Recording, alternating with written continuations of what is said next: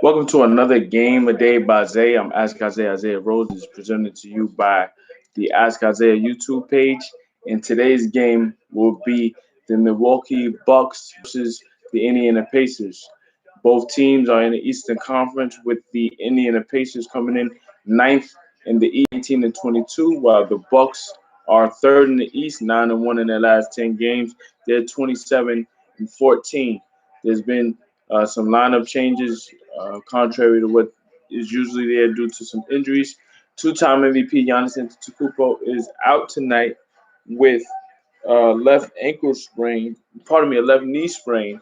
So he'll be sitting tonight. Meanwhile, as Doug McDermott takes a left corner three, he knocks that down, giving the Pacers a 3-0 lead. The Pacers will be without Malcolm Brogdon due to back spasms, and Miles Turner will be out tonight due to an ankle sprain. So, with that said, as Drew Holiday got a bucket, it's 3-2. Pacers lead the Bucks. Both teams, as I mentioned, the Eastern Conference, the Pacers have been struggling over the last 14 games, 5-9 in their last 14, but they've won a two-game. They previously just won a two-game set against Miami. Most recently, an overtime win over Miami, 109 to 106, it's in tough, spectacular fashion. Meanwhile, the Bucks, I mentioned them playing spectacular so far over the last 10 games. They're coming off of a big comeback against the number one team in the East, the Philadelphia 76ers. Giannis Antetokounmpo played spectacular in that game, ended with 35 points, 32 points, but his ability to overcome his struggles in the first half and come up strong in the second half, going into overtime, is what really sealed that game. So the Bucks seem to be in control of this game in terms of who's favored to win, but you never know on any given night, especially without your MVP. You can see the Pacers may lines is still something, but we'll see how it goes. Right now, Brook Lopez at the free throw line. He makes both of them. So the Bucks take a 2-point lead, 5-3. With the basketball right now, Caris LeVert coming back from a huge cancer scare in his kidney to start his tenure with the Pacers after coming over in a trade to get James Harden from Houston to the Nets. He was part of that package, and it was the physical that actually saved Caris LeVert. He was out for 3+ months, but he's been back. He's played 5 games. He's coming off of a 13-point performance against Miami. He might be the perimeter uh, addition that could take the Bucks to the next level. I mean, pardon me, the Pacers to the next level. They have a lot of skilled players, but not a real go-to guy outside of Domantas Sabonis, who isn't really prolific. He does uh, a lot of things well, but not necessarily prolific when it's time to get a bucket per se. On cue, he shoots a mid-range jumper, misses it. So Bucks lead 7-3. Inside looking for alley oop setup for Brook Lopez. It's deflected, but it goes right back to Chris Middleton. He's able to score. Middleton this season averaging 20 points per game, 6 rebounds. His numbers are down comparable to the last 2 years, but he's always uber efficient, and that's why he's one of the top tier shooters in this league. A missed shot by Justin Holiday, one of the Holiday brothers. Drew Holiday is on the Bucks. Justin and Aaron on the Pacers. On cue, Drew Holiday with the great backdoor cut from Dante DiVincenzo.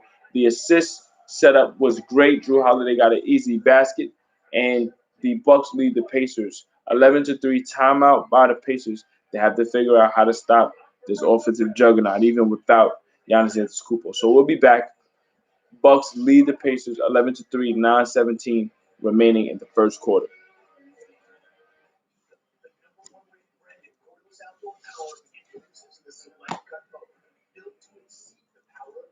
Yes, that Sixers Cole Rogers, what's up, man?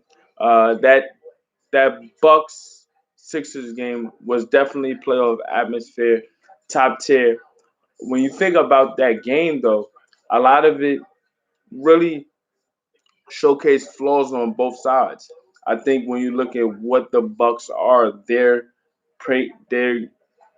offense is predicated on what Giannis is able to do and what he's able to create. In that first half, the Sixers were able to neutralize Giannis, especially uh, in moving downhill and trying to create drawn kicks. He got a lot of offensive fouls. He had a number of turnovers. He only had 4 points in the first half. And he didn't get a lot of rebounds, which contributes to how their offense is able to run with him moving with that breakneck speed and putting shooters in position. But in the second half, once Philadelphia was able to miss 3-point shots, Giannis was able to get some easy rebounds, get some transition baskets. Once he was able to get to that free throw line and see the ball go in the rim, now his confidence gained. He ended up hitting a huge 3-point shot to clinch the game, and we were able to see Dante DiVincenzo have a great game, especially in that second half. He ended with 20 points that night against Philadelphia. Got a huge number of offensive rebounds to reset for the Bucks. They made 8 3-pointers in the half, contrary to one in the first. Usually, this is a high volume 3-point shooting team, the Bucks, but they got some huge offensive rebounds to set up of the baskets that Philadelphia just couldn't respond to.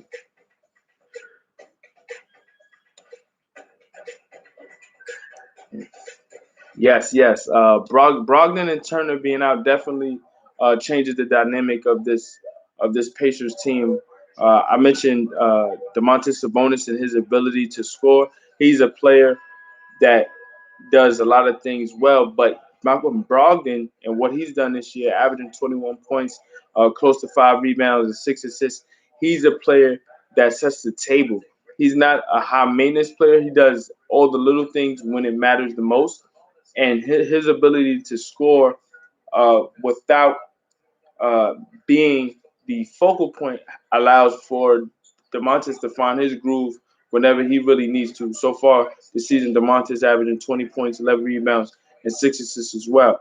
This is a great team in terms of how they work together, but they definitely need more of a go-to guy if they're going to be serious. They don't have TJ Warren. TJ Warren has been out for an extended period of time. He had an exceptional bubble experience last year. Doug McDermott shoots a left wing three. He misses that, rebounded by Chris Middleton. Dante DiVincenzo thought about a three, goes back to Middleton at the top of the key. Guarded by Karis LeVert. Middleton off the glass with the layup. It rolls around the rim, rebounded by Dante DiVincenzo. Again, DiVincenzo's ability to rebound on the offensive glass, exceptional. He kicks out to Pat Connaughton, who's starting tonight. He knocks in a three. Connaughton this season averaging just under 7 points per game. So Bucks up 14-3. Sabonis misses a three, rebounded by Middleton. Middleton gets into the paint, gets into Brook Lopez, two-hand slam over Domantas Sabonis. So right now the Bucks are just free flowing up 16-3. They're getting everything they want offensively. LeVert takes a three, rims out, rebounded by Connaughton. Gets a pass up ahead to Drew Holiday. Left corner three is good. Right now, Indiana has to figure out a way to stop this bleeding. And this is what I'm speaking about when I speak about the personnel that the Pacers have. Who do they have on their team that can stop bleeding when necessary? Domantas Sabonis gets a great pass inside, strong finish. That setup was by Edmund Summer. Edmund Summer able to set that passive driving baseline. He found Domantas right under the rim. Coming into the game, the spark plug that is TJ McConnell. TJ McConnell has the type of game he brings his hard hat and his lunch pail to every single game, very scrappy. The Pacers definitely might need someone of his caliber to really spark them right now. Trailing by 14 with the basketball. Sabonis in the post against Lopez. Thought about a pass. He goes behind the back to Doug McDermott. Sets up a mid-range jumper for TJ McConnell. Great ball movement by Indiana to get that shot off.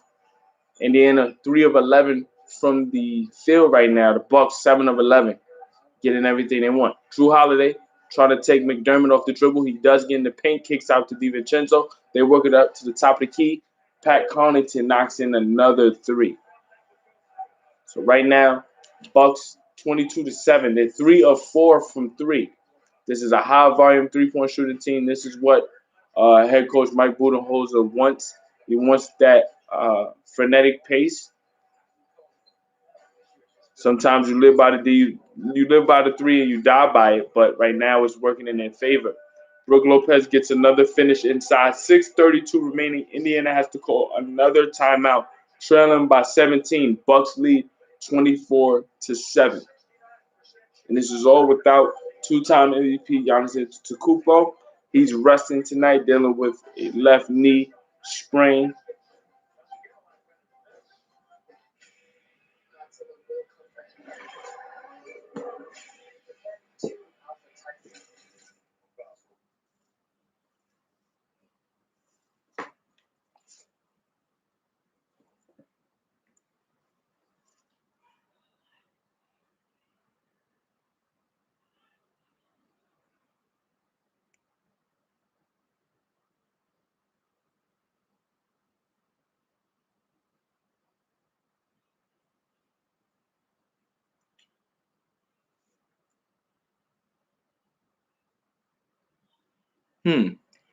Is the freelance teacher asks, is Domantas Sabonis better than his father?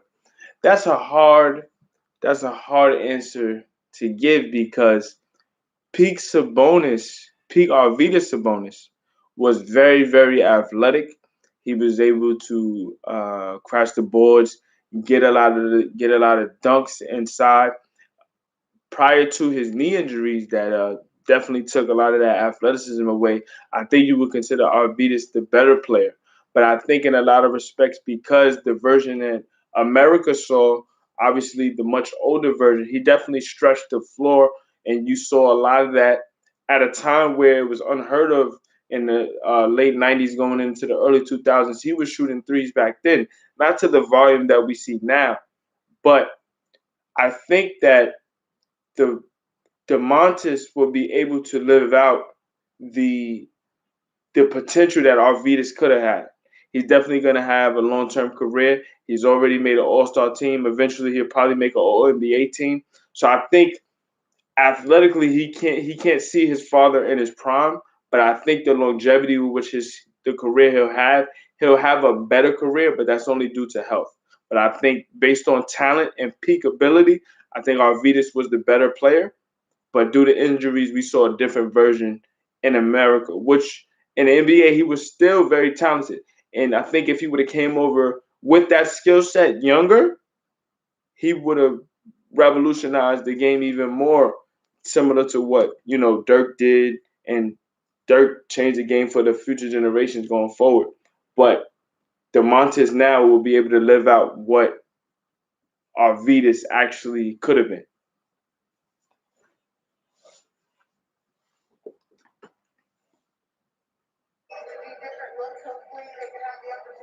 So we're back. Bucks lead by 17. Speaking of Sabonis, DeMontis takes a mid-range jumper. He misses it, rebounded by Chris Middleton. Middleton gets into the paint, looks to kick out for Brook Lopez. Lopez tries to Euro step, wants to kick out to PJ Tucker. PJ Tucker is recently traded for essentially DJ Augustine. PJ, the small ball center, corner three specialist, should provide great defense, great defensive versatility for this Bucks team. My only concern is that maybe he would have given too many years, too many prime years to Houston, but maybe playing for Milwaukee, giving them a chance to compete for a championship. You never know what can happen. TJ McConnell's foul driving to the rim. He'll go to the free throw line for two. He makes the first.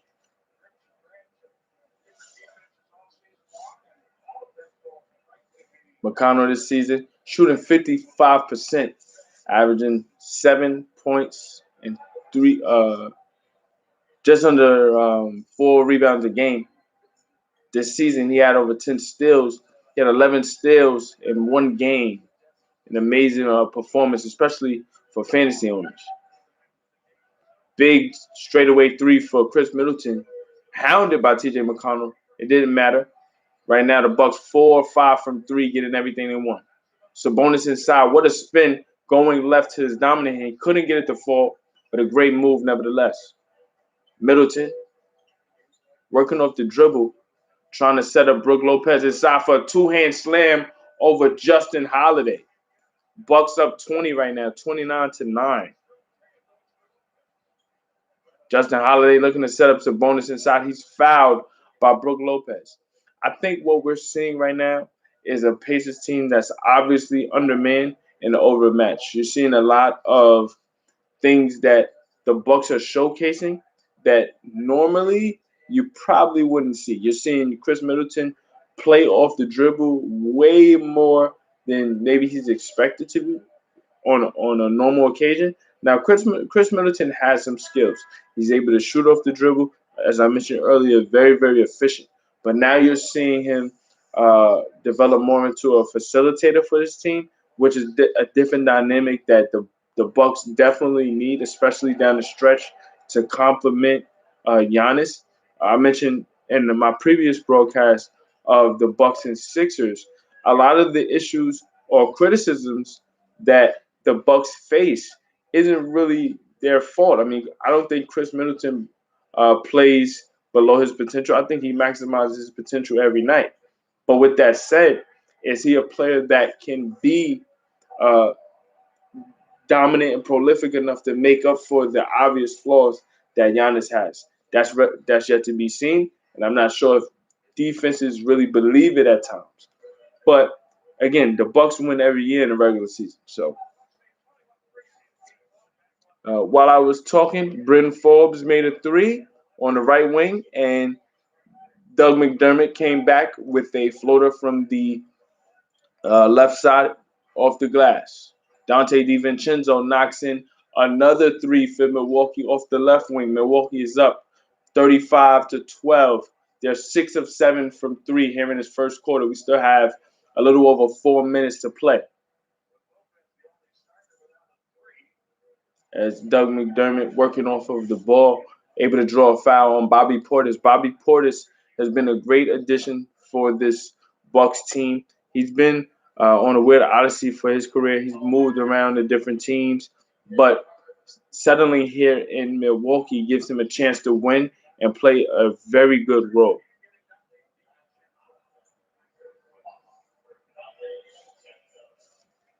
Hmm. Freelance teacher says he got a little overhyped about the rise of the Bucks. I think in terms of what they do in the regular season, as I said, that Karis LeVert scores inside.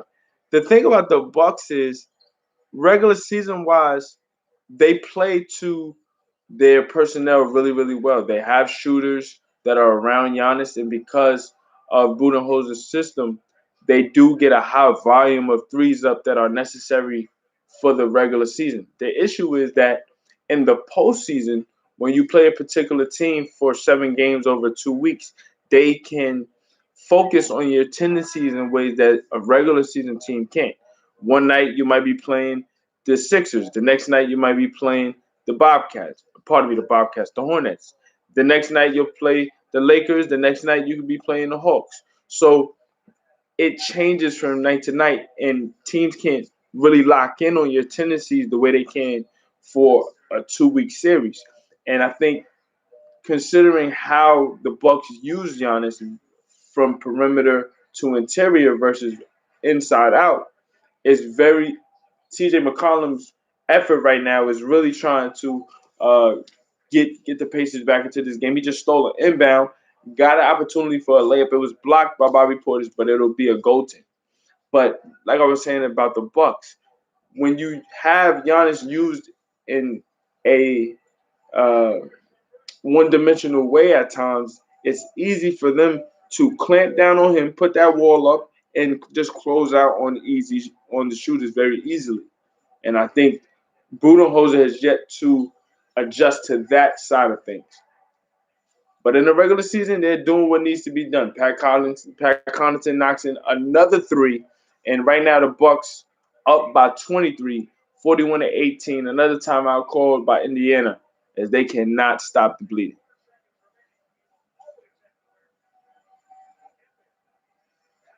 So we look at this replay. Great defense by Drew Holiday, one of the best individual defenders in the league. He rips T.J. McConnell. Holiday gets it to Bryn Forbes because Forbes just knocked down the three from the right wing. They close out on him. Connaughton is wide open for an easy three-pointer from the right corner.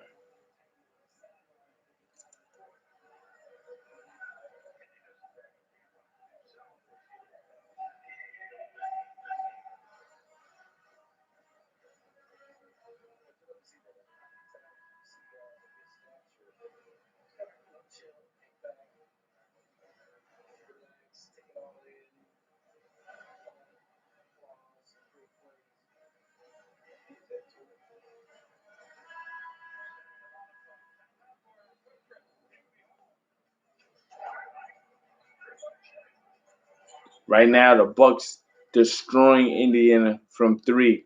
They've only missed 1 3 tonight. Everyone has gotten on the act. Pat Connaughton has knocked down a number of threes. Dante DiVincenzo's knocked down threes. Obviously, Chris Middleton, one of the best shooters in the league, has knocked down threes. Tonight, the Bucks 8 of 9 from three. The Pacers, in contrast, are 1 of 9 from three. 3:04 remaining here in the first quarter. This is a game of day by Isaiah. I'm Ask Isaiah Rose. This is an Ask Isaiah YouTube page presentation of NBA basketball. T.J. McConnell for three. He knocks it down. Defensively, the Bucks just left him wide open. He was able to knock it down. That's only the second three for the Pacers tonight, 41-21. Drew Holiday guarded by Sabonis. Straightaway three at the top of the key. He knocks it down. The Pacers cannot stop this three-point barrage. Drew Holiday tonight, 10 points, 4 of 4 from the field, 2 for 2 from three. Jeremy Lamb into the game for the first time. Lamb coming back from injuries over the last couple of seasons. Him being in Indiana is definitely an asset. He's a player that can find baskets when necessary. Not the most prolific, but again, he's very skilled and can contribute to what they have as a great role player. Inside, Justin Holiday trying to find Sabonis. Great strip by Drew Holiday. What a save by Bryn Forbes to get it to P.J. Tucker. Right wing, extended three for Bryn Forbes. No good on the three. Jeremy Lamb with that rebound. Lamb, left wing, gets it to McConnell. McConnell probing, kicks out the Lamb. Under 2 minutes to play in the first quarter. Bucks up 21. Missed shot by Domantas Sabonis, rebounded by Bobby Portis. Holiday in no rush. Obviously, the Bucks in control. Bobby Portis with the floater off the glass is good.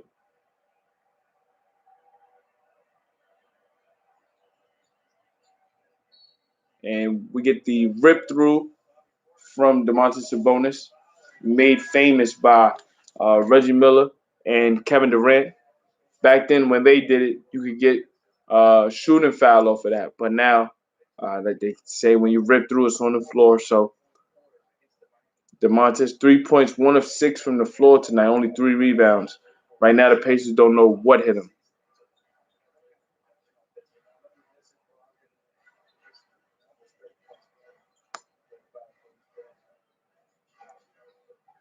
Three-point shot for Jeremy Lamb is good.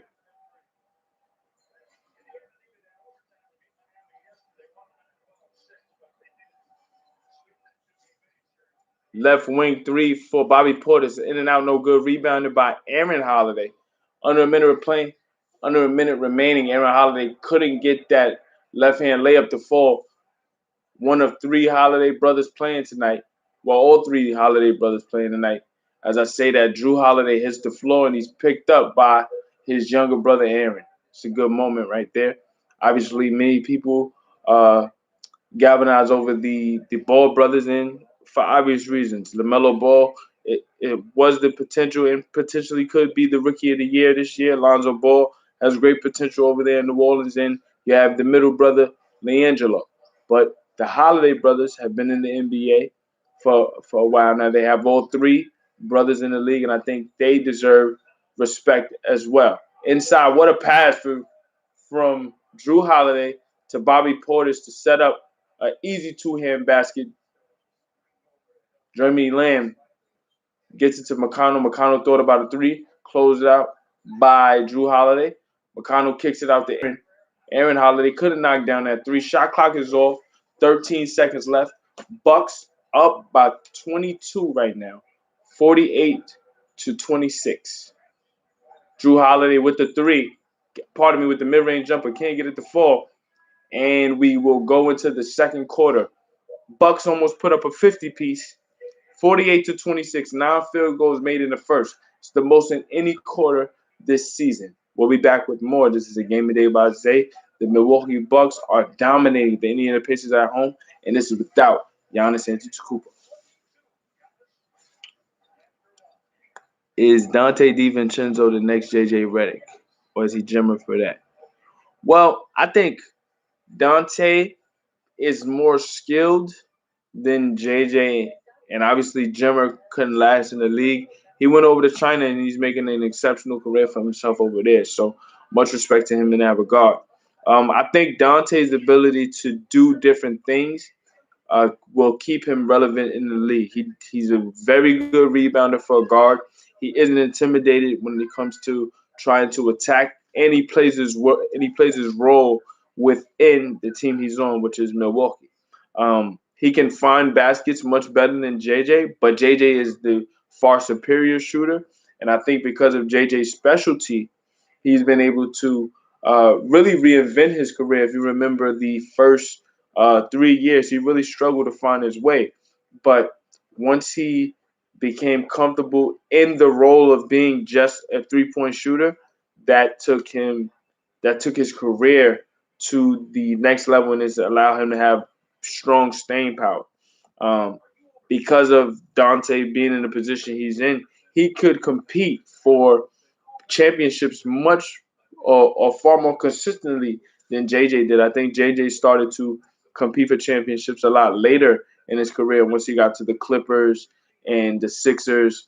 But when he was initially on the Bucks or even on Orlando, those years where those teams really needed him to be closer to a franchise guy, that wasn't really his role, and he struggled with that. But I will say, because of the longevity that JJ has had, I think Dante should aim to try to get to that level where he has 12 to 13 years in, where teams can realize his specialty and maximize him on a consistent basis.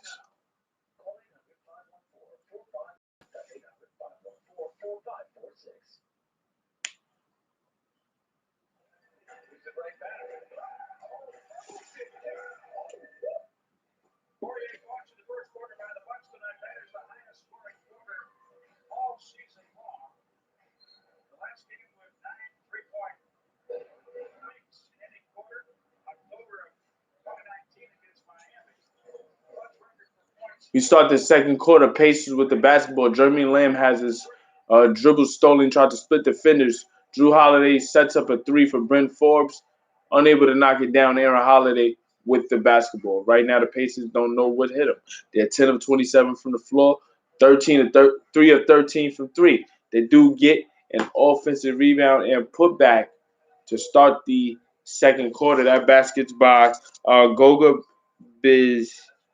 But Bataze, Bataze, Portis, crossover dribble, and he gets a tomahawk slam going baseline, but he's able to draw the foul, so the basket won't count. 20-point game. Bucks lead by 20.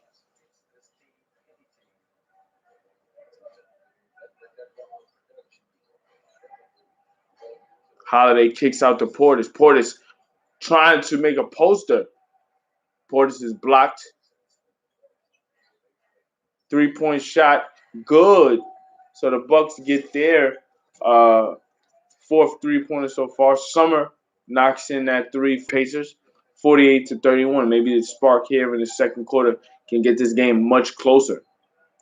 The one thing I'll say about the NBA is no lead is safe. It's too much time. Brendan Forbes knocks in the three, so he's trying to shut me up. But it's only 10:39 left in the second. A 20-point lead in today's NBA is nothing. The players are too skilled, and you always have a shot with the three-point line.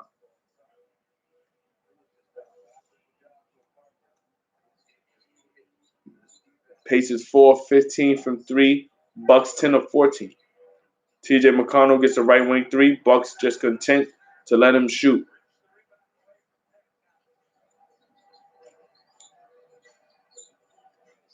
Holiday passed a bit off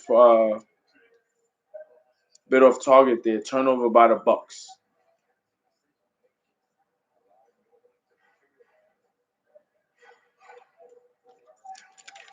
Coming into the game was Thanasis Antetokounmpo. He came into the game for a couple possessions before heading back to the bench. Obviously, Thanasis is Giannis's older brother. Drew Holiday guarded by Aaron Holiday working the left the left sideline. Bobby Portis in the post guarded by Jeremy Lamb called for a travel. So this can be an area where the Pacers can get back into this game. Down by 20, a couple of possessions not going the Bucks' way. Can they get some baskets to make the Bucks think just a little bit?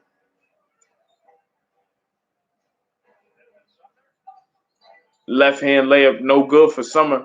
Rebounded by Middleton. Middleton looking to get the floater inside. It rolls around the rim and falls in. Bucks up 22. Middleton tonight, 7 points and already 6 rebounds. Jeremy Lamb with the floater. Can the Pacers make it respectable over the next 9 minutes of this first half? They are without Malcolm Brogdon and Miles Turner tonight. Brogdon dealing with some back issues and Turner dealing with an ankle issue. Floater by Drew Holiday with the left hand. Lamb, straightaway 3, back rims it, rebounded by Portis. Great pass ahead by Drew Holiday to Pat Connaughton. Easy basket. Now the Pacers is back up 24. Timeout by Indiana. 8:45 remaining. Bucks lead 57-33. Stay tuned.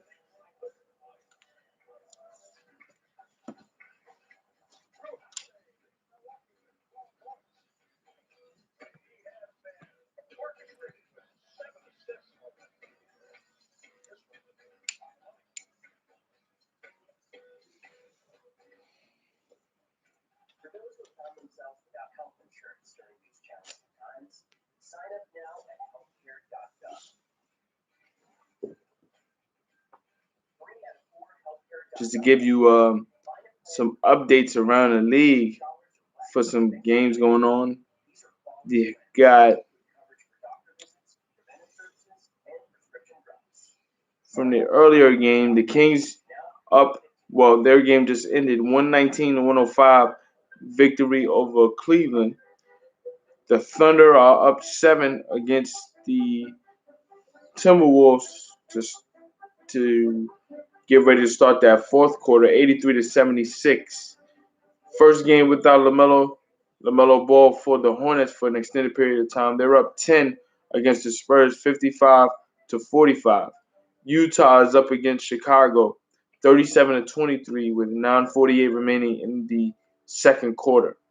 The Houston Rockets at home up 3 against Toronto. The Rockets have lost 20 consecutive games. Unfortunate. That's the sixth longest streak in NBA history. The sixth longest losing streak in NBA history. Also, the Celtics in the world are hurt right now. 500. Obviously, they aren't living up to expectations. Many have had for them. They're up 3 against the Grizzlies, 45-42. As I say that, the Grizzlies just scored, so it's 45-44. Obviously, you know about the game right now with the Bucks destroying the Pacers 57-33. And we have a later game tonight, the Clippers versus the Hawks. The Hawks have been dominant since interim head coach Nate McMillan has taken over for Lloyd Pierce. They've won 8 in a row. The Clippers are starting to turn the corner. They dominated the Charlotte Hornets on Saturday night. They're looking to continue their winning ways at home. So the Clippers have a 10 o'clock game against the Hawks tonight. Stay tuned for that. Before I go any further, also I want to send my regards and a rest in peace to the late great Elgin Baylor, who passed away earlier today of natural causes. He was 86 years old, a man who is supremely and severely underappreciated, despite being one of the forefathers of the aerial game, one of the most dynamic scorers the history of the game has ever seen, and again, just an underappreciated player. Despite never winning the championship, he's been to 8 finals. A lot of those battles against the likes of the Boston Celtics, and it's just unfortunate that he didn't get to win a championship. But he was a championship caliber player who was a first ballot Hall of Famer, 10-time All NBA, and just again one of the greatest scorers that the league has ever seen, averaging over 27 points over the duration of his career. So we're back. Bucks now up 60-35. Chris Middleton gets a great pass over to Dante DiVincenzo. DiVincenzo was looking to set up Brent Forbes in that left corner for three. Unable to knock it down on the previous play, though. Bobby Portis was able to draw Indiana defenders. Great screen by P.J. Tucker for which set up a Brent Forbes three. And that is the intangible things that P.J. Tucker can do. You're never going to look at him in the box score and say he's the most dominant player, but he's the type of glue guy that every winning team needs, especially a contending team trying to battle for championship. He's not worried about anything that has to do with individual. He's all about what the team needs. And sometimes that might mean setting screens, getting dirty, getting box outs. You might not even get the rebound. A lot of the times in Houston, James Harden and Capella used to get all the rebounds. He was the one boxing out. He was the one drawing the attention and make sure that those guys got those rebounds. So he's someone that can be a great asset on a team like the Bucks chasing the championship. Chris Middleton just scored for the Bucks, and Domantas Sabonis with a great find under the basket for Doug McDermott. Crossover dribble by Chris Middleton looking to set up Brent Forbes. Forbes gets the floater inside over Sabonis, unable to get it to fall, rebounded by Sabonis. Sabonis averaging 20 and 11, 20 points, 11 rebounds, 6 assists. Lamb looking to get the floater inside. It's good. So despite trailing by 22, Lamb has been very aggressive tonight. He's looking to keep the Pacers in it as best he can. 6:30 remaining in the first half. Dante DiVincenzo, left wing three. He misses that. TJ McConnell gets it ahead to Doug McDermott. Easy layup for Doug McDermott. Now we see a spark from Indiana. Timeout called by Mike Budenholzer. Bucks lead by 18. 6:23 remaining. Again, in this league, 3-point deficits are nothing. The 3-point line, too much skill, too much time. You never know what could happen.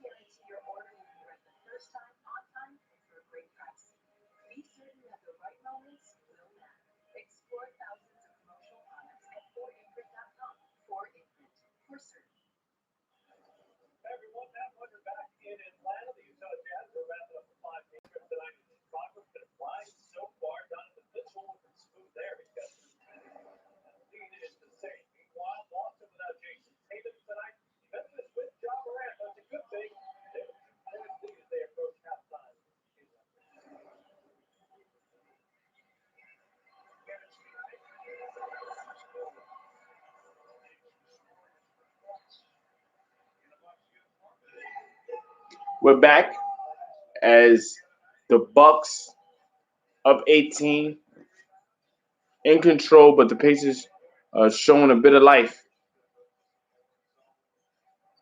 And we got a steal by Jeremy Lamb. Lamb gets to the head to TJ McConnell, who finds Karis LeVert flashing.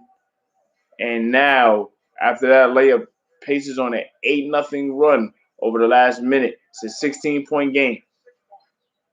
62-46. Pat Connaughton to Brook Lopez in that left corner. Great close out there from Karis LeVert. 3-point shot for Chris Middleton. It doesn't matter who's in his face. He's still knocking it down. Great setup there by Brook Lopez. Right now, the Bucks 12 of 17 from 3. The only thing that can slow them down is a 15-minute intermission, which is halftime. PJ Tucker fouls Jeremy Lamb on the drive. 10 seconds on the shot clock. Lamb looking to get 2 free throws. Refs say the foul was on the floor.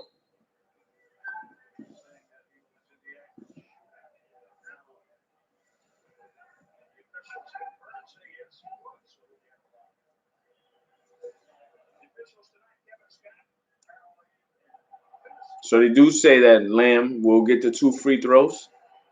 Lamb out of the University of Connecticut, a national championship with UConn, obviously playing with the likes of Kemba Walker. They made a miraculous run. He was able to win that championship. Since coming to the league, he's worked his way around a number of teams. He's played on Indiana. He's played on Charlotte. He's played on OKC. Tonight, 14.5 of 6 from the floor. Yet to really settle in anywhere. Obviously, he's an NBA veteran, so he's been able to stay around the league, but really staying somewhere where he could truly establish himself, he's yet to really do that. Lamb looking to set up Sabonis inside, deflected by PJ Tucker. Tucker might have tweaked the ankle. Not so much. Really just that old age. He has to take a while before he gets up off the ground. One thing about PJ that he did tweak an ankle, but he's able to walk it off. They showed the replay. He did tweak it just a bit. But one thing about PJ is he's very, very durable. He doesn't miss games. As I say that, Doug McDermott got a left corner 3 rebounded once again by Dante DiVincenzo. DiVincenzo looking to attack, sets up Brook Lopez inside. Lopez wasn't quite ready for the pass, but he is fouled on the interior. One thing about PJ, like I said, PJ very, very durable. If you look over the course of his career, he rarely misses games, and that says a lot considering how much he bangs on the inside. Undersized as a power forward / center, depending on the circumstance of the team. He is someone that has taken punishment and has found a way to keep his body in in great shape to continue to compete at that position every night. Drew Holiday jab step back dribble on McDermott. 3 is good. And that just shows you the skill set of Drew Holiday. Holiday, one of the most skilled guards. I mentioned not necessarily the most prolific, but he can do everything. Anything you need a guard to do, he's very adept at doing it. Great footwork, great polish off the dribble. He's a solid shooter. He gets to the free throw line, very efficient from the free throw line. He's not a high volume turnover player as well. He's just very, very steady.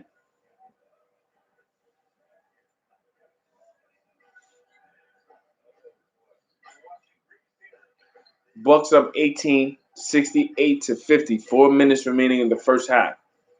Dante DiVincenzo, right wing 3, no good. Rebounded by Sabonis.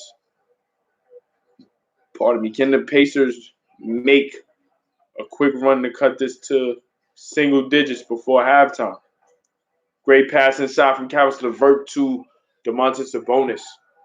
Off the pick and roll, great bounce pass. Set that up. Two-hand slam for Sabonis is good. 16-point game.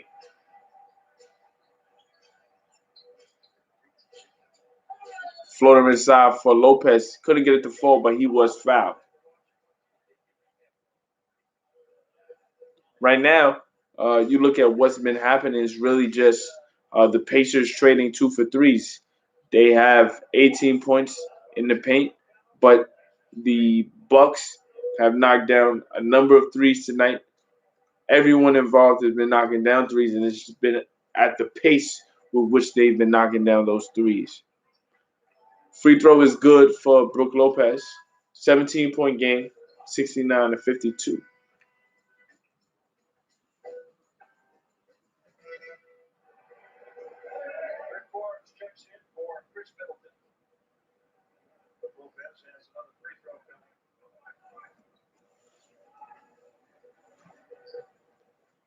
Second free throw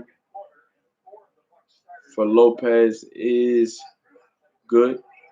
So back to 18. 3:26 remain.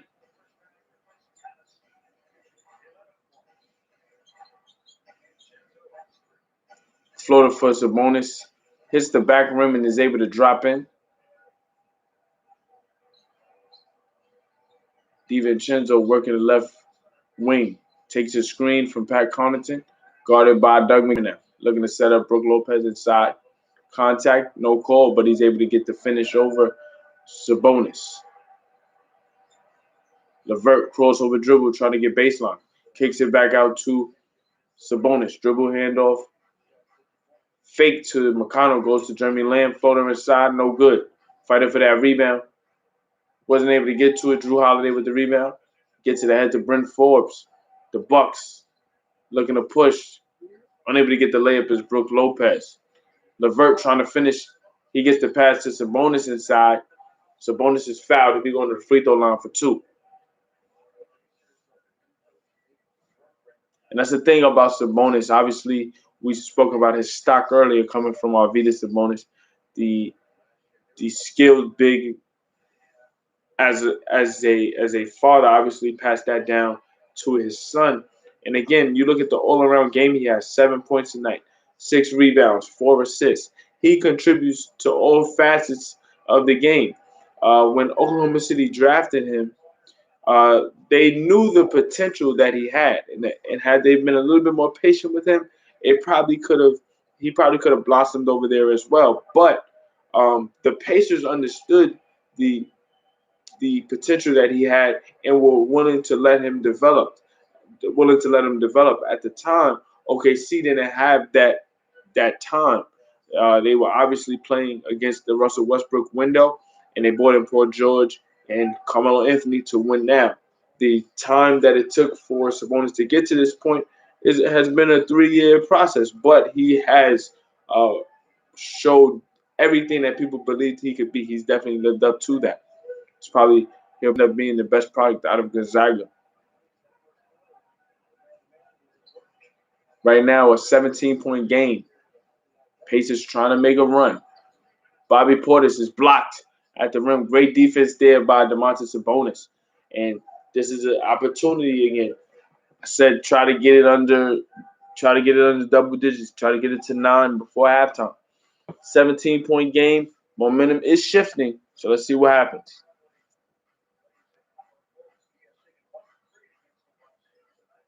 Sabonis kicks out. McConnell kicks out to Sabonis. It rims out. That would have been a huge 3. We're under 2 minutes remaining. Bucks could potentially put up 85 points here in the first half.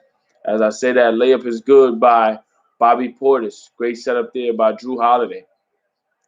Remember, all of this is being done without 2-time MVP Giannis Antetokounmpo, who's out with a leg strain, a left knee strain, excuse me.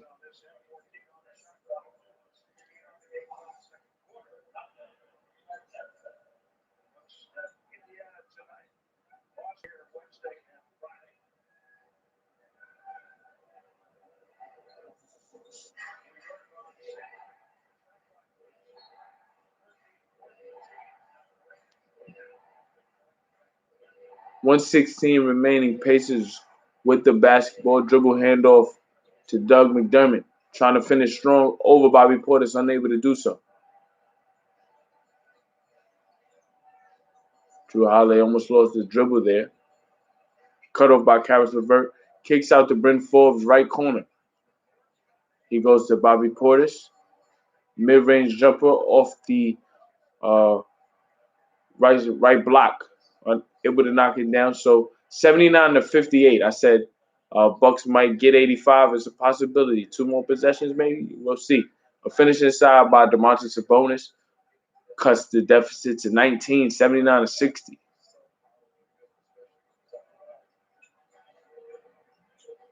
Jumper for Chris Middleton is good. 81 to 60.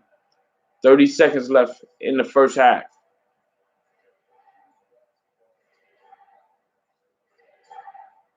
Straightaway 3 for DeMontis Sabonis, no good. This would be the last possession. Potentially Drew Holiday with the basketball. 15 seconds left in the half.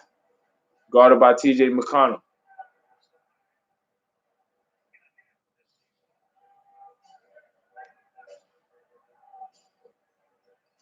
Holiday probing the paint. Gets inside, takes contact by Sabonis. Doesn't matter. Still finished with the left. 83 to 60. The Bucks have dominated this entire half.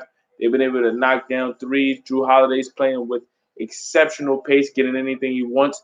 Holiday tonight, 17.7 of 8 from the floor. Brook Lopez, 15 points, 5 of 8 from the floor. Pat Connaughton, 14 points, 5 of 6 from the floor. Chris Middleton, 14 points, 6 of 12 from the floor, 6 rebounds, 3 assists. Bobby Portis in double figures, 11 points, 5 of 8 from the floor. And I didn't even mention Dante DiVincenzo and others like Brent Forbes. They've completely dominated the Pacers here in this first half. We'll be back with more. This is a Game of Day by Isaiah. I'm Ask Isaiah Rose. Thanks for tuning in. We got another half, about a 15-minute intermission, so stay tuned for more.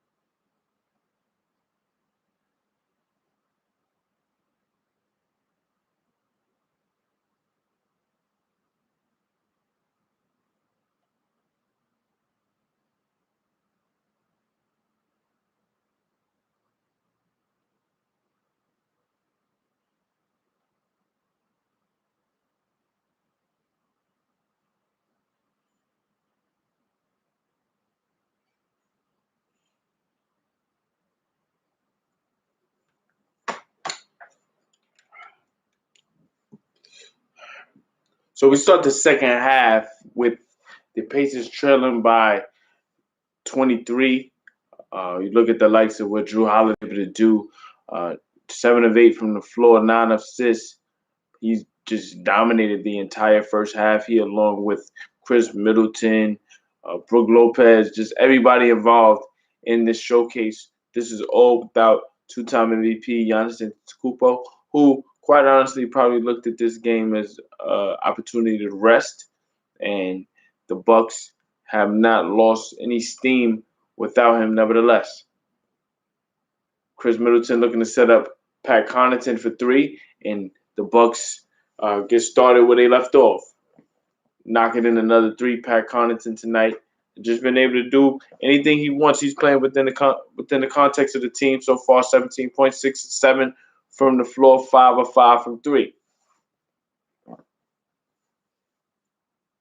Edwards trying to get inside, unable to get that. Edmund Summers, pardon me, unable to get that floater for. Brook Lopez gets it to Middleton. Middleton crossover on Sabonis. It rolls around the rim and falls off. Edmund Summer in and out looking to get it to Sabonis. 26-point game, Bucks lead, but they get a Sprite potential slam there from Doug McDermott. He definitely surprised the Bucks there with that slam. One-hand slam, 24-point game.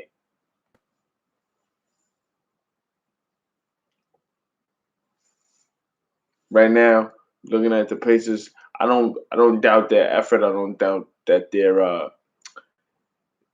they're not prepared. They're definitely giving everything they got. They're just overwhelmed right now.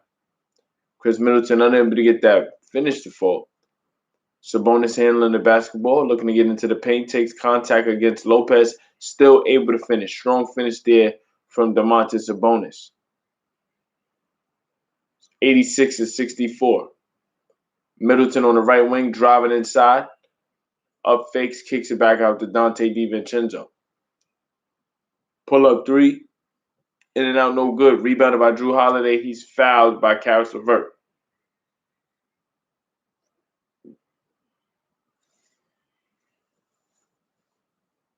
So Drew, like I said, he's been a maestro tonight, getting everything he wants. Only missed one shot already with 9 assists. First free throw for Drew is a miss, a rare miss from Drew. Drew usually closer to 90% from three so far tonight. Drew, 17.7 of 8 from the floor, 9 assists. He makes the second. Now, this is an ideal game if you're head coach Mike Budenholzer. You're showing the league that you can be versatile and win in different styles. Obviously, you don't have the likes of your two-time MVP and Giannis Antetokounmpo, yet you're still able to dominate against a potential playoff team. This is the type of message you want to send to the league. The thing about it is they're doing this against the Pacers. Are they able to showcase these styles versus the league's elite?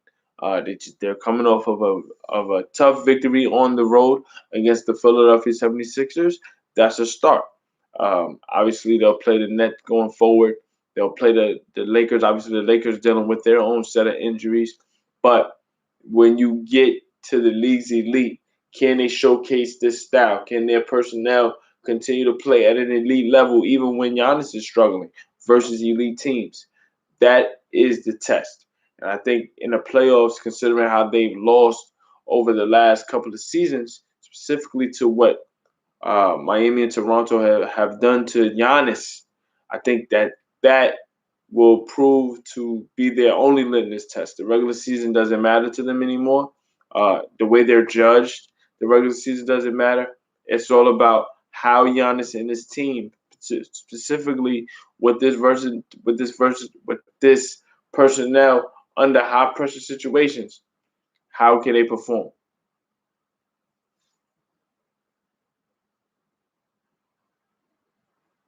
Inside, Drew Holiday finds Brook Lopez. Lopez tries to slam it home.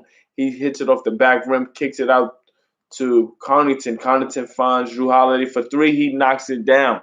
Another basket for Drew Holiday. He only has one miss tonight. This is probably the best game Drew Holiday has ever played as a Buck. Missed three there from his brother Justin. Dante DiVincenzo looking to set up Chris Middleton. Fighting on the offensive glass is Pat Connaughton. But it goes out of bounds. 7:49 remaining in the third. Bucks up by 26.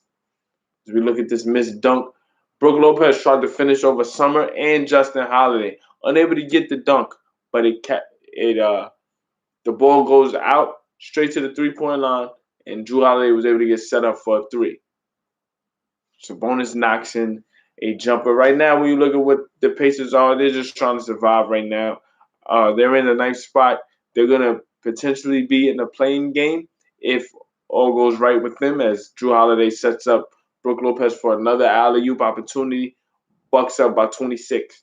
But when you look at what the Pacers are, they don't have a go-to guy. They don't have someone that can stop the bleeding when things get out of hand. Or when things are breaking down, can they go on scoring binges? Who is that guy for them? They don't have that. They play within the system and they play for each other. You got to respect that. But at the same time, if they're going to be taken seriously, whenever you get in a matchup, let's say against a Boston, a Philadelphia, obviously a Brooklyn, you want to have that go-to guy. And I think they don't have that, which takes away from them their believability in terms of contention going forward. They got to find a guy that can complement Domantas Sabonis. They can get a perimeter guy that is prolific to complement what Domantas does, then this team can go to the next level. But where can they find that? Are they going to trade for a guy like that? Can they draft a guy like that? That remains to be seen. It remains to be seen. But we'll see. We will see. We come back after a timeout. You look at what's being done so far. Bucks just dominating. We'll be back with more. This is a Game of Day by Isaiah. I'm Isaiah Rhodes. This is the Ask Isaiah YouTube page presentation of NBA basketball. Stay tuned.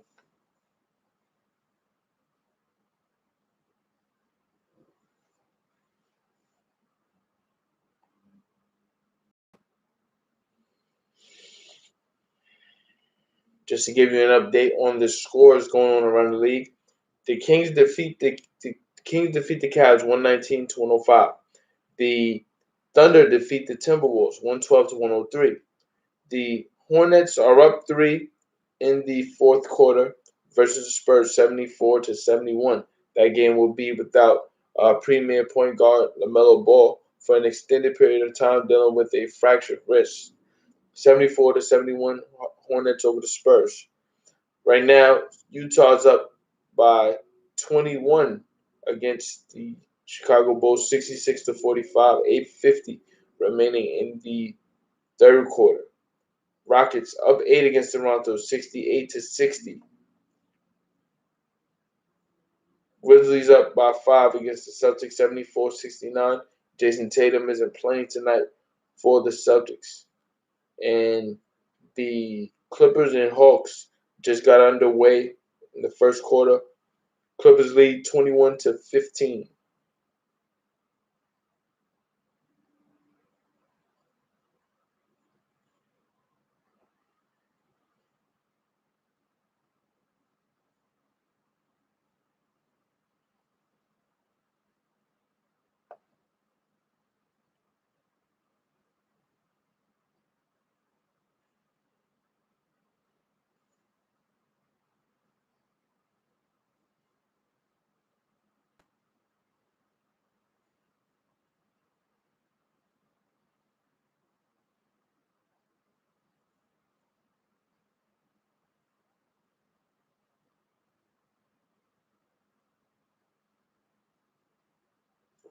We're back. Bucks in control. Bucks in control. You see what Drew Holiday's been doing all night. 21 points, 10 assists. You got the likes of Dante DiVincenzo, Brook Lopez. Brook Lopez has 17 points. If you can just imagine the theatrics on the sideline with Giannis Antetokounmpo and his brother Thanasis, they're completely relaxed. This is the type of game that Giannis really needed in terms of rest, and it's showcasing the other players on the Bucks and how they've been able to play at a high level, regardless if their two-time MVP is in or not. First free throw for Lopez is good. 95 to 70.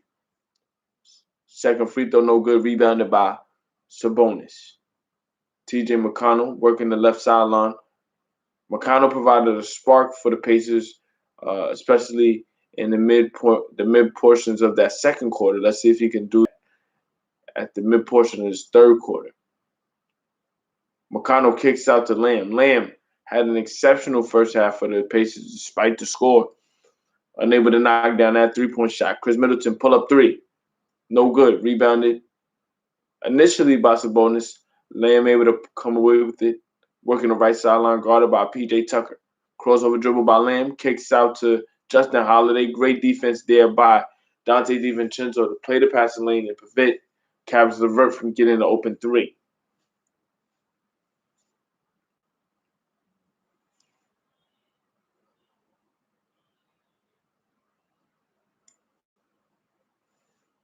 McConnell kicks out to Justin Holiday, left wing three, in and out, no good. Fighting for that rebound. Holiday comes away with it, shoots another left wing three. It rolls around the rim and is able to fall. So a bit of luck there. Able to get done. DiVincenzo looking to dribble handoff to Chris Middleton. Hounded by Caris LeVert. Still able to get his dribbles off. Going left. Great defense by LeVert. LeVert trying to get on the floor. For the rebound, for the loose ball, he's able to come away with it. Straight away three for Caris LeVert. No good. Fighting for the rebound. Comes to Jeremy Lamb. Lamb able to knock it down. Pacers trail by 22. Bucks call a timeout. Mike Budenholzer isn't satisfied with what he's seeing defensively. He's speaking exclusively with Brook Lopez on closeouts. In terms of threes, Justin Holiday had a number of three-point shots on the left wing with nobody covering him. 19-point game after that Jeremy Lamb 3. We'll be back with more. I'm asking Isaiah Rose. This is a game a day by Zay as the Milwaukee Bucks are dominating the Indiana Pacers.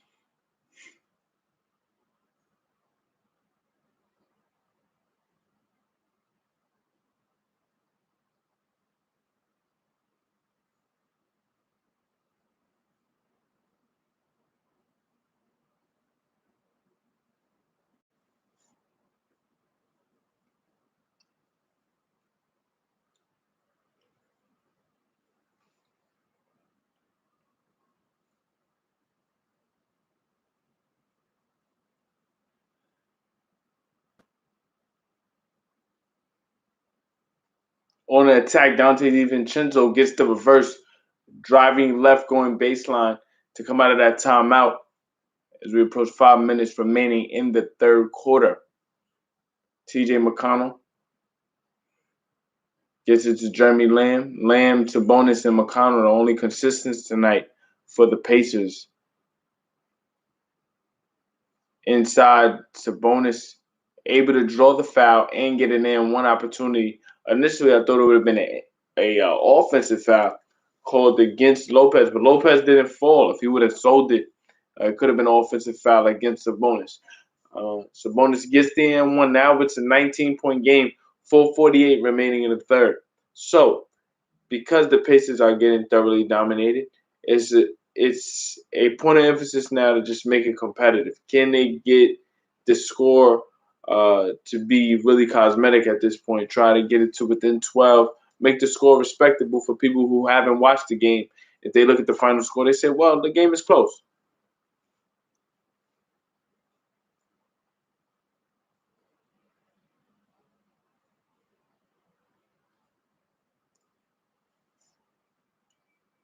There's some discussion right now between Brudenholzer and Lopez about defensive schemes right now. I mentioned prior to that timeout, Brudenholzer and Lopez were speaking animated about who was defending Justin Holiday and who left him open. So let's see how this plays itself out for the rest of the game and potentially going forward, depending on how they how the Bucks fare for the rest of the season.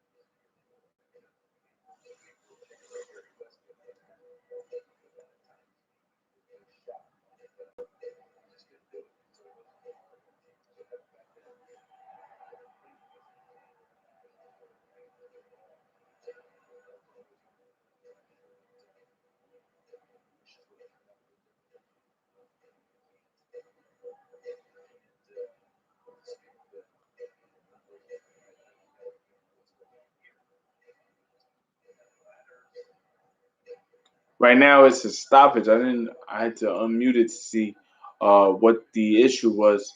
There's an issue with the rim. They're trying to make it even right now. So it's a stoppage right now. 4:48 to play in the third. Bucks up 97-78. Bucks up 97-78. So we're back. Still, Brook Lopez speaking with assistant coaches about defensive coverage. He's trying to get an understanding. He's speaking currently with former Bucks All-Star Vin Baker. Now he goes back to sit down.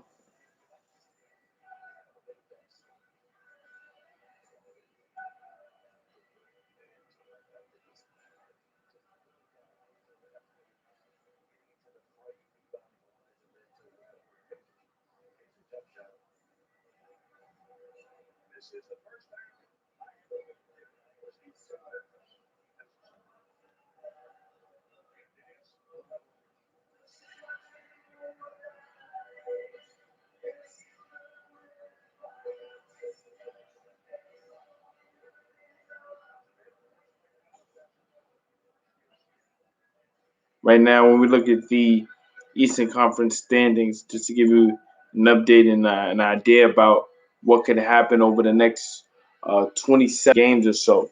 So the Sixers have a one-game lead over the Brooklyn Nets, 30-13. Nets 29-14. Milwaukee's 27-14, but they're turning the corner, specifically with the 9 of 10 that they're in over the last 10, and they've won 6 in a row. This will be 7 in a row, so they're turning the corner at the right time.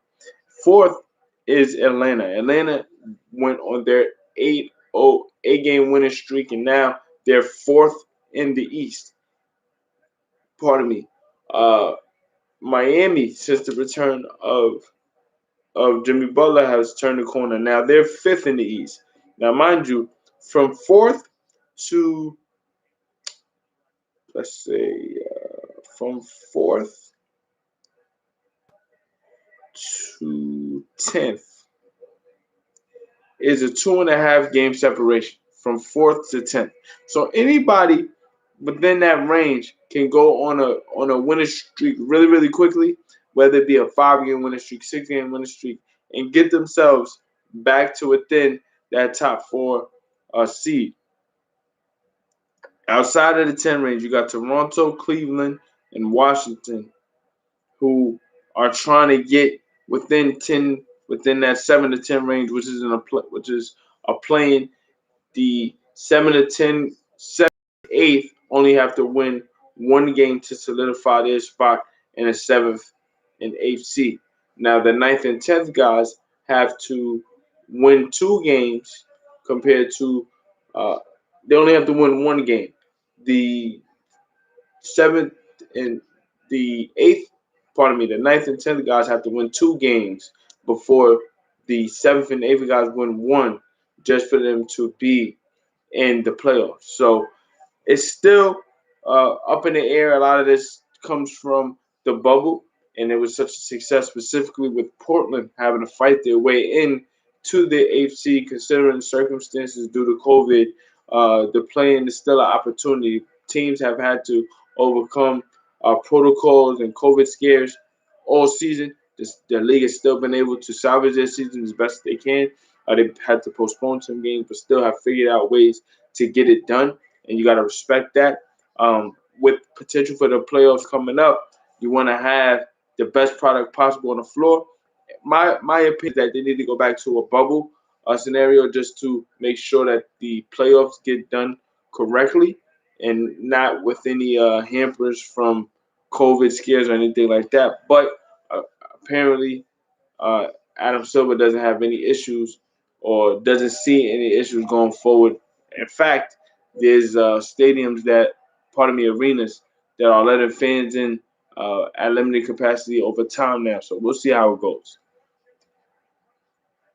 It is now 100-79 as Brent Forbes knocks in the three for the Bucks. 100-79, 4:15 remaining in the third. This is the second unit on the floor now for the Bucks. Turnaround jumper for Bobby Portis, no good. Rebounded by Jeremy Lamb. T.J. McConnell, cross-court pass over to Justin Holiday. Left wing three for Holiday. Off the dribble, no good. That's not necessarily his shot. That's not his style. But again, when you have to make up for the likes of Malcolm Brogdon and uh, and Miles Turner being out, now you have who don't do those things to have to make up for what they don't have.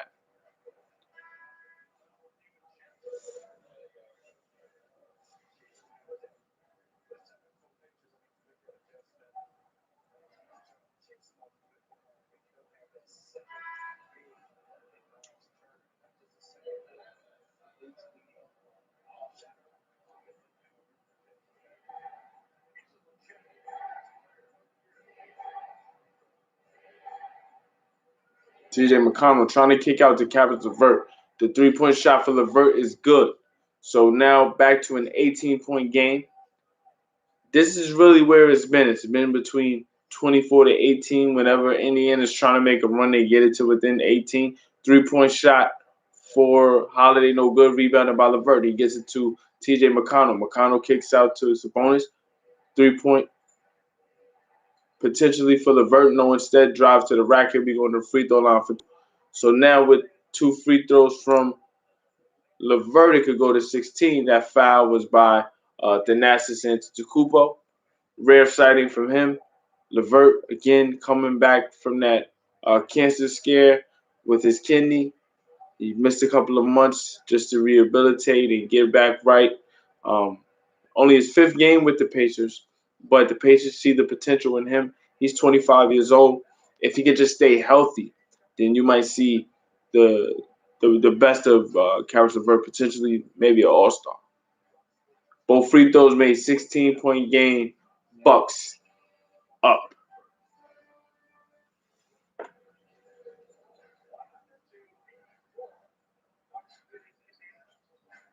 Fade away for Drew Holiday, good. Again, Drew Holiday been poised all night, dominating, finding a way to get things done. Really not pressed to do much, but getting everything done. And that basket is good by Goga Batadze. He gets his second basket of the game. Holiday again, just too smooth. Gets it out to Brent Forbes. Cross court pass to Connaughton, left wing three, no good. Actually hits the top of the backboard. Possession will go to the Pacers.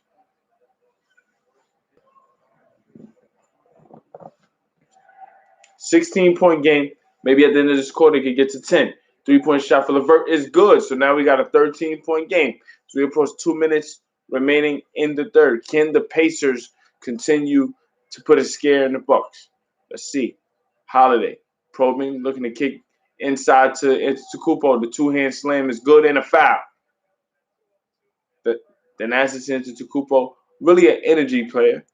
He's on the team with his brother. Obviously, his younger brother is the supreme of the Antetokounmpos, but Antetokounmpo making sure that the older Antetokounmpo has an opportunity to play, and he's often provided the energy for the bench. When he gets in, he really supports his brother at all costs, and that's what you like to see. Now, can he contribute to a winning situation under pressure? I don't think so, but he's in the game right now, 15-point game. He misses the free throw, but rebounded by Bobby Portis. Step back three for Drew Holiday is good. So whenever the Bucks seem like they're gonna make any type of noise, Holiday makes the right play, whether it be a shot or setting up for assists already tonight. 25 points, 12 assists, 10 to 12 from the floor. As I say that, Caris LeVert knocks in the three, and it's 14-point game now. Brent Forbes has his three blocked by Jeremy Lamb, and Antetokounmpo fouls Caris LeVert 94 feet away from the basket. So if you're the Pacers, you've done your job. You made this game a lot more competitive than people who aren't watching would understand. It's more cosmetic now. If they could get this within 10, going into the fourth, it's a whole new ballgame. And as I say that, we get a spin move from Domantas Sabonis, able to get a shot off the glass. It's a 12-point game now with 1 minute remaining in the third quarter. Pat Connaughton, left wing three, good. So that's a big three to slow momentum down. 15-point game. LeVert looking to respond. He misses the three off the front rim, rebounded by Bobby Portis. He gets it to Drew Holiday. 50 seconds left. Holiday to Portis. Portis thought about a three. Looked to drive baseline. Kicked it to Forbes. Forbes had the pass deflected over to Pat Connaughton. He finds Antetokounmpo, who's fouled on an attempt at a dunk. Connaughton looked to create a Antetokounmpo looked to create a poster there. Batadze commits that foul. 109-94, 36 seconds left in the third quarter.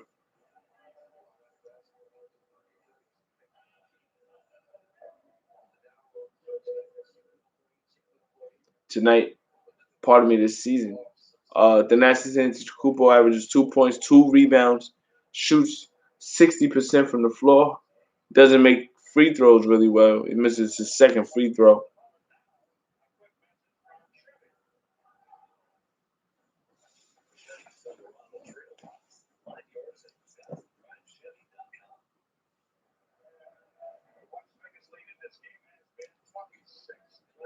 One of two from Thanasis. It's a 16-point game. The Pacers trailing by as many as 25 in this game now. Trail by 16. TJ McConnell, mid-range jumper, can't get it to fall. Rebounded by Bobby Portis. So shot clock is off. Drew Holiday with the basketball. Crosses the timeline. Not in a rush. Guarded by Levert, 8 on the clock. Walking down the right wing. Gets to the middle of the paint. Contact. Can't finish. Great defense there by the Pacers. So we go into the fourth. Milwaukee leads by 16. Indiana got it to within 12 going into the latter part of the third, but some key 3-point shots from Milwaukee stopped the bleeding and kill momentum. But we'll see what the fourth quarter brings. Up 16, Bucks lead without Giannis Antetokounmpo resting tonight with the left knee strain.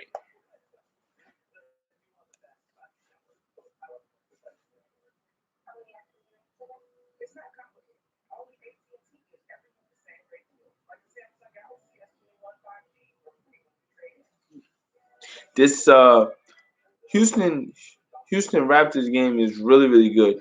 Uh, 11:41 remaining in the fourth, so it just started. Houston is trying to stop a 20-game losing streak. That's the sixth longest losing streak in NBA history. Obviously, when you look at what uh, first-year head coach Stephen Silas initially came into the situation with, he had James Harden on his team. Harden did not want to be there from jump. He had Russell Westbrook. Russell Westbrook was traded shortly thereafter, Silas accepting the job as Houston Rockets. So once you lose two MVPs and essentially the heartbeat of your team in PJ Tucker, you don't have the same aspirations to win as you do when you did have them. Now think about what has come in. You have the likes of John Wall, but he's coming off of two career-threatening injuries, an Achilles tear and an ACL injury at the same time. He's had to battle back. He's been playing solid. He's coming back off of some time away also. Um, and you have the likes of Christian Wood. Now, Christian Wood has been an exceptional player, a breakout player for this team. But then he sprains his ankle severely twice, and he's had to miss extended time, really the bulk of this losing streak, and you don't have him. Then Victor Oladipo, who you got received in a trade to get Karis LeVert over there, uh, he's been inconsistent in and out the lineup, a lot of different things. Now he has shown flashes. Victor Oladipo has shown flashes, but he hasn't gotten to that 2018 Oladipo that many people hold him to in terms of his potential. He hasn't been back to that since 2018, whether it be injuries or personnel issues with the Pacers. A lot is going on with him since 2018.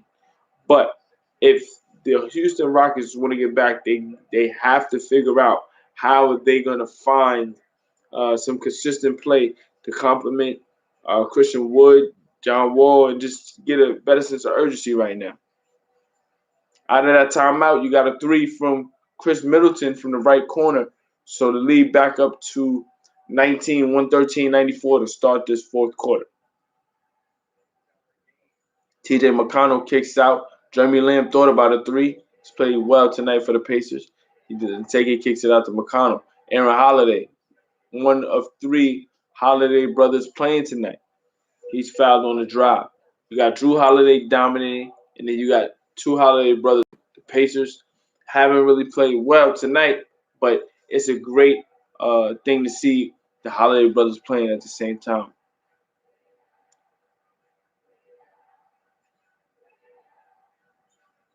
Inside, Bataze can't get the hook shot to fall, rebounded by Bobby Portis. Inside, Portis is getting ready to get a two-hand slam ready. We got to travel against Holiday.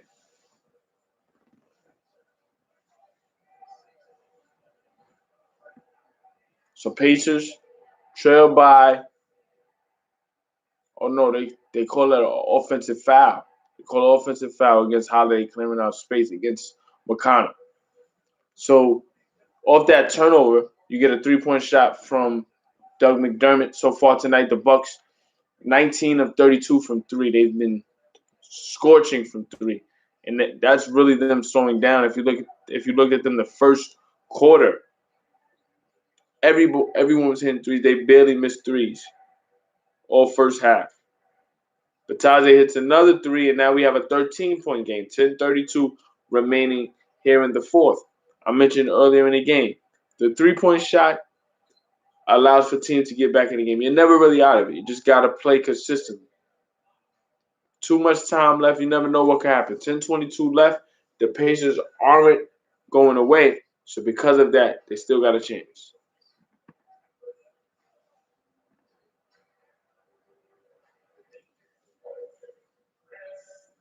So Chris Middleton will be going to the free throw line. 10:22 remaining in the fourth. It looked like a clean strip to me from Lamb, but say that it was a foul. Middleton misses a rare free throw tonight. 19.7 rebounds, 8 of 18 from the floor. Second free throw good, so it's a 14-point game. McConnell provided a spark all night. Gets it to Jeremy Lamb. Lamb gets in the air, kicks it to McConnell. They work it around to a left wing three for Doug McDermott. He misses.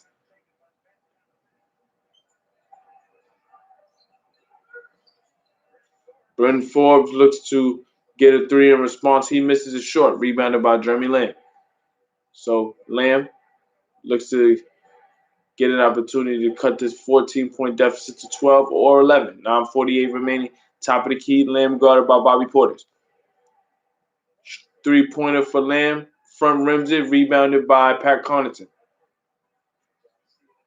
Inside for Portis under the basket.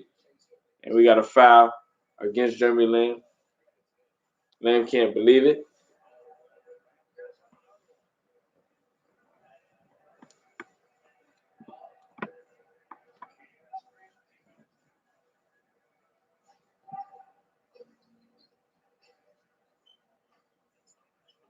Drew Holiday with the reverse, unable to get it to fall, rebounded by TJ McConnell.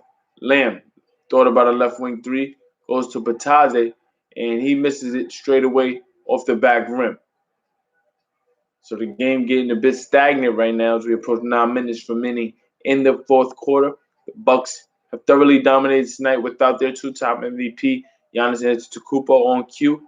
Chris Middleton gets a floater to fall, free throw line extended.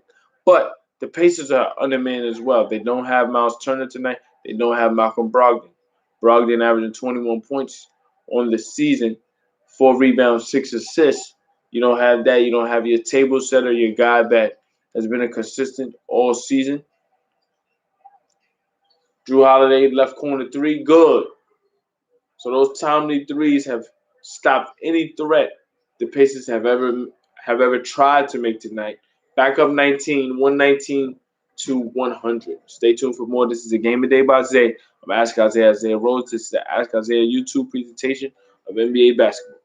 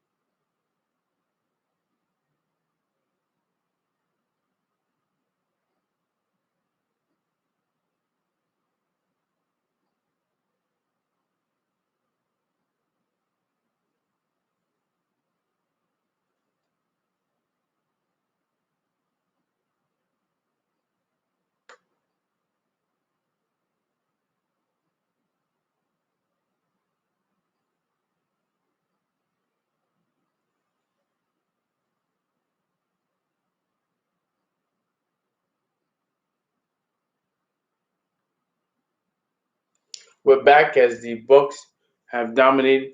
Drew Holiday tonight, 28 points, 14 rebounds. He's sitting down with 8:30 left. It looks to be his coronation tonight, considering since his addition to the Bucks, he's been up and down. He's dealt with some COVID protocol issues as well. He's had to miss some time. So this might be him finally turning that corner as a Buck going forward. The Nets is into Antetokounmpo went back into the game. 4 seconds on the shot clock. Bobby Portis with a floater. It's good.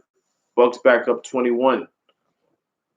But again, with Drew Holiday, the offseason addition of Drew Holiday was supposed to be that piece that got the Bucks over the top. So far, they've been able to win. I don't necessarily think they're underachieving. It just so happens that Brooklyn got James Harden, and the Sixers are definitely exceeding many's expectations of them. So I think the Bucks are playing to their potential, but you have two teams ahead of them that are just above and beyond so far. But the Bucks are turning the corner at the right time, which allows for them to be considered in contention for the East as the latter part of the season. Bobby Portis hits another mid-range jumper, this time from the left side. So 126 to 104, Bucks lead. Indiana tonight just overwhelmed and overmatched. Doug McDermott with another slam. He tends to flash across the lane, going to his right and sneaking those one-hand dunks. He's got two of those tonight. He's definitely not considered a high flyer by any stretch. He's known as a shooter exclusively around the league, but especially when you want to diversify your game, expand, and be able to get more minutes to be able to create off the dribble and try different things. To see his game really taking off in that fashion, the Pacers could use that. Shoot, any contending team could potentially use a player like that right now. Inside, Domantas Sabonis putting some icing on his stats tonight. Gets another basket. 126 to 108. Sabonis tonight. 22 points, 9 rebounds, 6 assists. Dante DiVincenzo knocks in a three. Bucks back up 21, 129, 108. From three-point land tonight, Bucks 22 of 36. LeVert looks to kick out to McDermott. Looking to attack the Nassers into Antetokounmpo. They work it around to land for a right wing three. No good. Rebounded by Portis. Chris Middleton working the right sideline. Bucks halfway through this fourth quarter. Bobby Portis takes a straightaway three. No good. The Nassers Antetokounmpo gets the offensive rebound and is fouled. Good effort there on the offensive glass for Antetokounmpo to get that possession.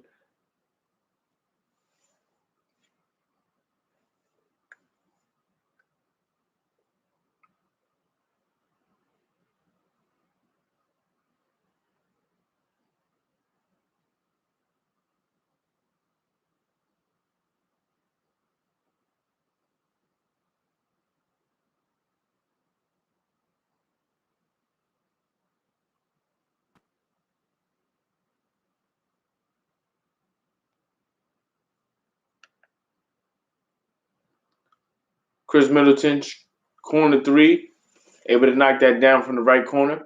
Another three-point shot for the Bucks tonight, 132 to 108. Caris LeVert straightaway three, looking to respond, no good. So 5:24 remaining in the fourth quarter. Bucks in control. The ball is stuck in between the stanchion. They have to use the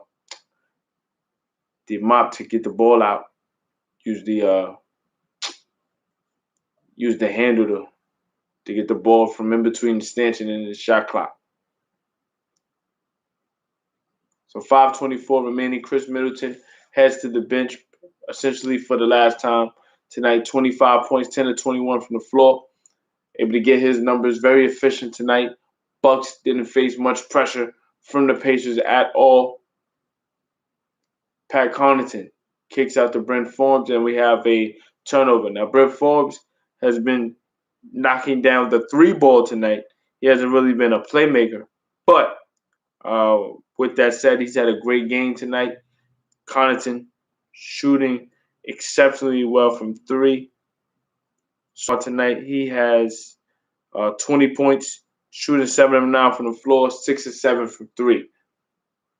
Floated by Aaron Holiday, no good. And this is where both teams are empty the bench. DiVincenzo looking to get it across the court, but it's stolen. Sabonis over to Justin Holiday, three-point shot, no good. Rebounded once again by Dante DiVincenzo. DiVincenzo, one of the best rebounding guards in the league this year. He averages just under 11 points per game, averages 5 rebounds, but there's times where you might see him get 8, 9 rebounds. He's all-purpose type of guard. Very similar to how the Bucks use Marcus Smart. When you look at this game, he's just the ultimate team player for what they need. Timeout, Bucks basketball. We'll be back with more. Bucks lead 132 to 106. Pardon me, 108. 132 to 108.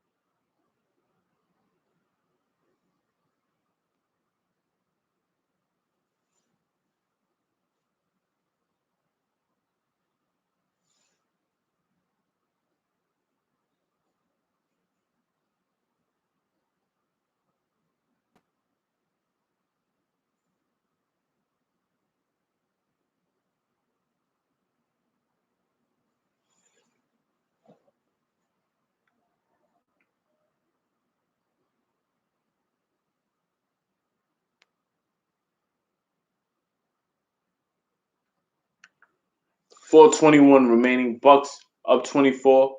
Dante DiVincenzo. We got a foul inside against Aaron Holiday.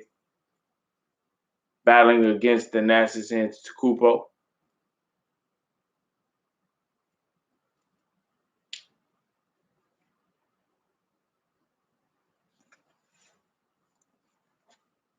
DiVincenzo looking to get it to Portis, dribble handoff. Now into the game for the Bucks.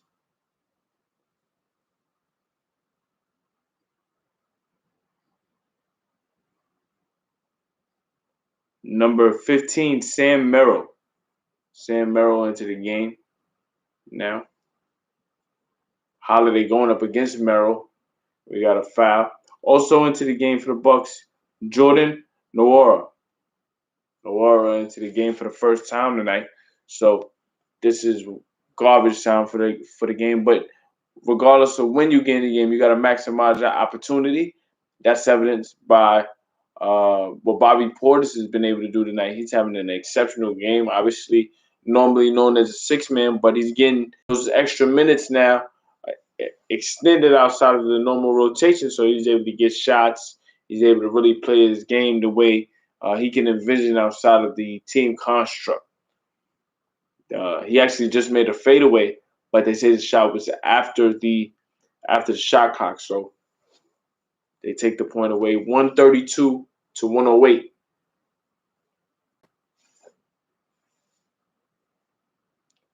Aaron Holiday unable to get the basket to fall. Merrill trying to get to the basket for a floater, and it goes off the glass. Basket is good.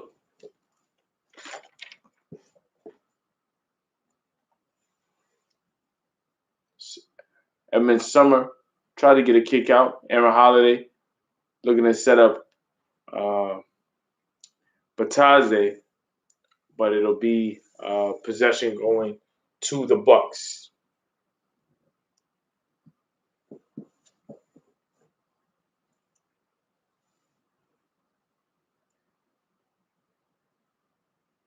So Portis will go to the bench.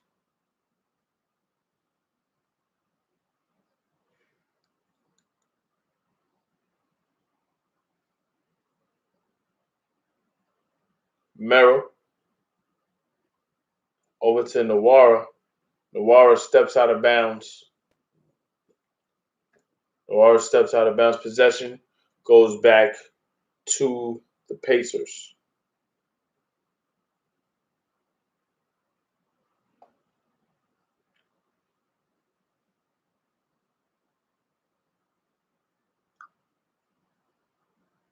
Then as it's in, Kupo gets it to Nawara. Pull up jumper. Back rims it. Rebounded by Holiday. Aaron Holiday. Looking to get inside. Takes contact. The Pacers working around and catches Stanley. He can't knock in the three. Got a foul under the basket. Into the game now for the Bucks. Number 66.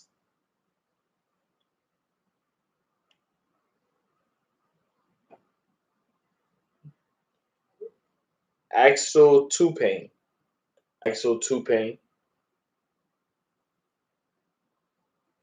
Stanley almost got a baseline pass from Aaron Holiday. Holiday wasn't quite able to get the cleanest pass in.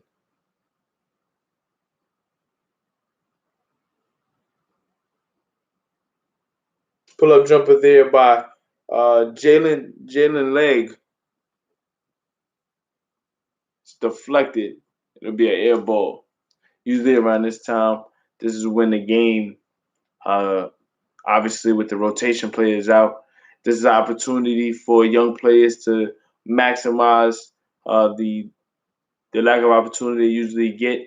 You want to try to expand your game, and maybe coaches can discover something about a player who doesn't play right now, but eventually going forward they can play later. 2:20 remaining. Bucks up 24. Have thoroughly dominated and controlled the entire game.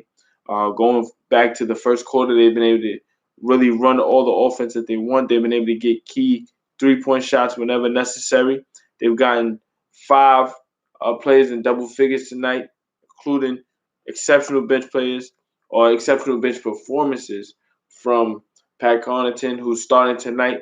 Obviously, um, with the late scratch of Giannis Antetokounmpo, you got Bobby Portis playing great tonight. Brent Forbes came in and knocked in some threes.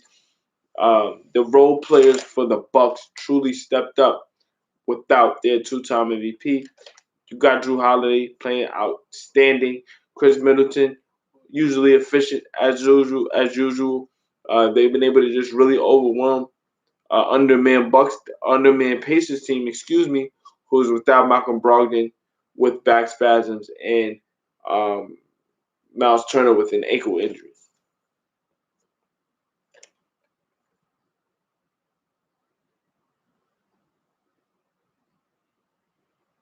Holiday probing, looking to kick out. Leg gets inside, almost blocked. Rebounded by Bataze. He gets the and one opportunity. So great effort from Bataze. He's been in and out of the game. He got a lot of minutes early. Then the game got out of hand and he didn't come back in. But he's been in at times to provide some energy the for the Pacers. And right now, 9 points, 5 rebounds, 4 of 8 from the floor, looking to get to double digits.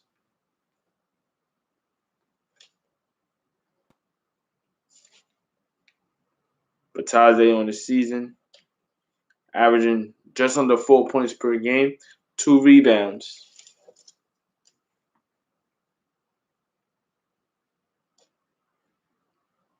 And he completes the M1.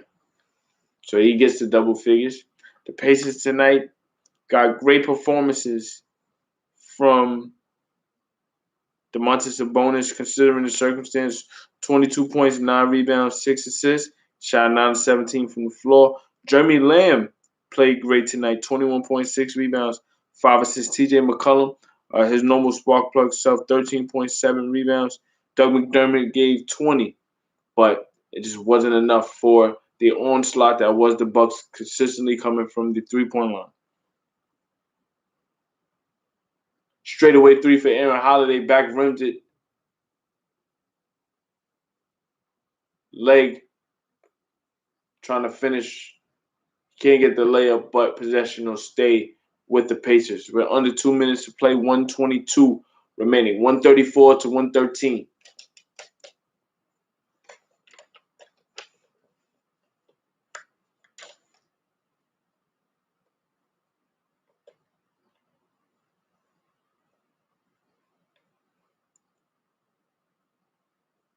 Bataze misses the shot as the shot clock was winding down.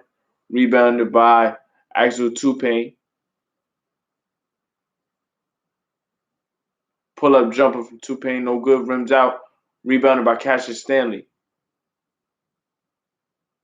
Looking to finish at the rim, Stanley unable to get it to fall. Under a minute remaining, Bucks looking to finish out this clock.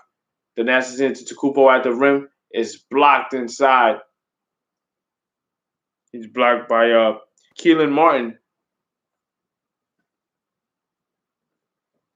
But they say he's fouled, so he'll be going to the free throw line for 2.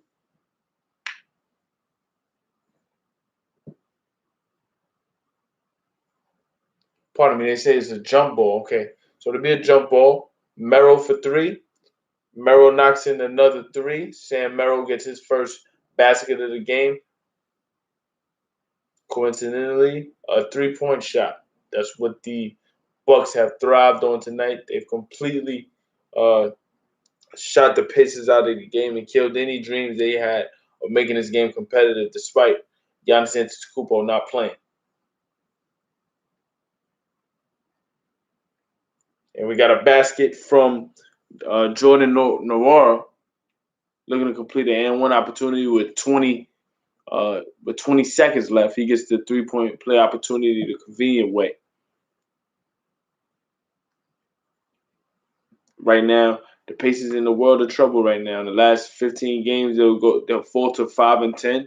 They haven't looked competitive against the best teams outside of this 2-game stretch that just passed against Miami. Right now, they just need to get healthy. As best they can. Pardon me. We got a foul inside. Bataze. Pardon me, a deflection. You got Bataze trying to finish inside. Holiday looking at inbound with 7 seconds left. And Toupane with the steal. It goes off his back, so possession will stay with the Bucks. Will win this game with a total of 140 points. They completely, as I've said ad nauseum, knocked in a 3. They moved the basketball. They got anything they wanted, whether it be interior or on the perimeter. And that'll do it. The Bucks will win 140 to 113. They were led by Drew Holiday's 28 points and 14 assists. He missed 2 shots tonight. Got anything he wanted. When you look at how the Bucks were able to thoroughly dominate They got balanced scoring all the way around. I mentioned Holiday. Chris Middleton's 25 points, 8 rebounds, 6 assists. Pat Connaughton, 20 points, 9 rebounds, 2 assists. Brook Lopez, 18 points. Brent Forbes, 12 points. Bobby Portis, 18 points, 10 rebounds, 4 assists. To get 140 in the fashion with which they did, the Pacers tried their best. Under men not having Malcolm Brogdon, not having Turner, obviously T.J. Warren being out for an extended period of time, there's but so much they can do.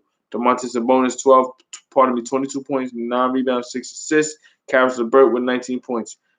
The Doug McDermott with 20 points. They tried, but the Pacers had no answers for the Bucks. The Bucks now improved to 28-14. They're third in the East, but making their rounds up.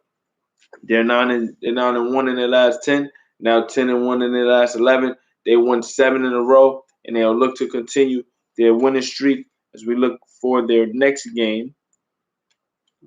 Look at the standings. The Bucks' next game will be this Thursday. This Wednesday against Boston. They have a 2-game set with Boston Wednesday and Friday. Now, when you look at what Boston is doing, Boston is losing in the overtime to Memphis. They've been in a world of hurt all year. They haven't necessarily lived up to the expectations with the 2 wings that they had, Jaylen Brown and Jason Tatum, coming off of the Eastern Conference Finals after the addition of Kemba Walker last year. They just haven't figured out a way to get anything cohesive going. The Pacers' next game will be Detroit. That might be an opportunity for them to get right. But then they finish out the month against Dallas, Washington, and Miami. If they want to salvage their season in any way, they have to try to go 2-1 or at least 3-0 in those games. They have to go 3-0 or at least 2-1 in those final 3 games to try to establish the momentum towards the latter parts of this season. We'll see how it goes. Indiana falls to 19-23. Hopefully, Malcolm Brogdon and Miles Turner can come back quickly, so to try to save the season as best they can. But again, this is Isaiah. I'm asking Isaiah Rose. Thank you for tuning in. Thank you for leaving comments. And as the season goes on, we'll continue to do this. Have conversations about the game. Have conversations about the history of the game. Anything you guys want to talk about, any games you guys want me to cover, let me know. Leave comments, subscribe, and I'll be here to provide the best commentary for NBA basketball and beyond going forward in the 2021 season. I'm asking Isaiah Rhodes. Stay tuned for more. Thank you for tuning in. The Bucks thoroughly dominate the Pacers tonight, putting up 140. We'll be back with more throughout the season. Peace.